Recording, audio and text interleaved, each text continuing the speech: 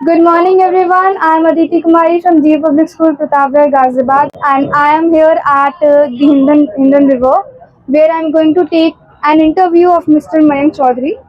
Sir, will you please introduce yourself? Sure. My name is Mayank Chaudhary and I am the founder and president of a social network group that is Youth Network.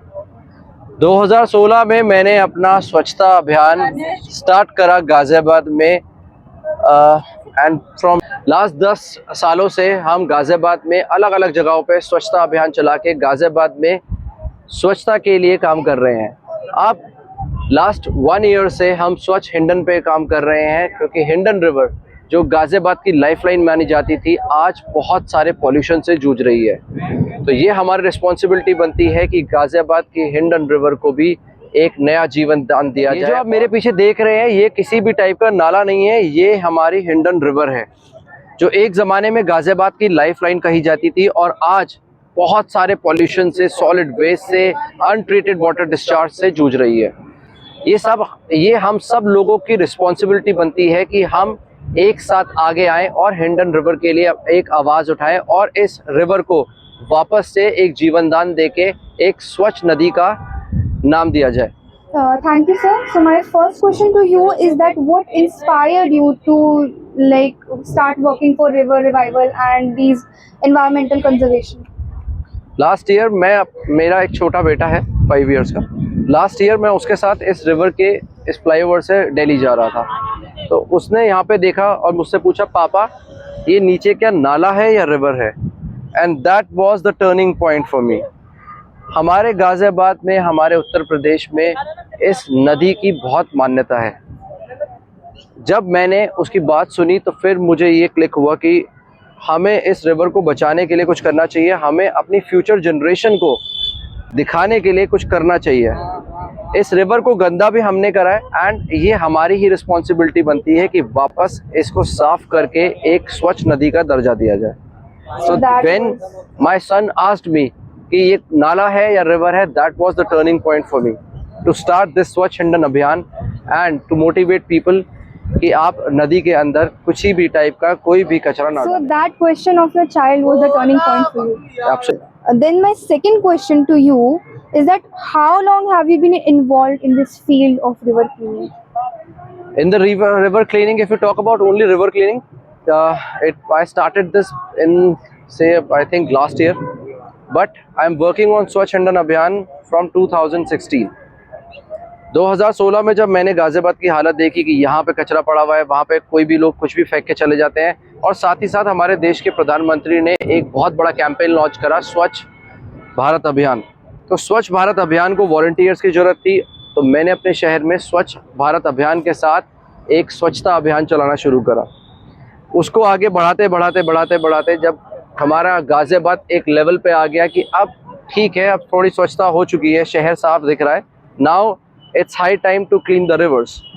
तब हमने स्वच्छ हिंडन अभियान को start करके हिंडन की स्वच्छता पे काम करना शुरू करा। Next question to you is what is the challenges that you faced during the whole program that you run? Challenges, एक रिवर को साफ करना आसान काम नहीं है और किसी अकेले आदमी के बस की बात भी नहीं है। एक रिवर को साफ करने के लिए सबसे बड़े चैलेंजेस जो मैं फेस करता हूँ, मैं इस समय काम कर रहा हूँ सॉलिड वेस्ट पे, कि किसी भी तरीके का सॉलिड वेस्ट हमारी हिंडन रिवर के अंदर ना जाए। तो सबसे बड़े चैलेंज जो मैं फेस करता हूँ वो ये है कि जैसे कोई भी यहाँ पे अपने घर से पॉलीथीन भर के सामान डालने आता है और व्हेन वी आस्क देम कि आप ऐसा मत करिए, तो दे स्टार्ट फाइटिंग कि आप कौन होते हो मुझे रोकने वाले, ये आपकी नदी है क्या, हम तो फेंकेंगे, गंदा करेंगे। So the main challenge is to stop these guys and to aware them कि ऐसा काम ना करें, क्योंकि अल्टीमेटली नुकसान उन्हीं का हो रहा है। सो सबसे बड़ा चैलेंज यही है कि एक अकेला आदमी किसी भी तरीके से रिवर को साफ नहीं कर सकता, बट एक टीम डेफिनेटली इस रिवर की तस्वीर और तकदीर दोनों बदल सकती है। So that's very good of you. And my next question to you is that what is your message to the youth? What do you want to convey?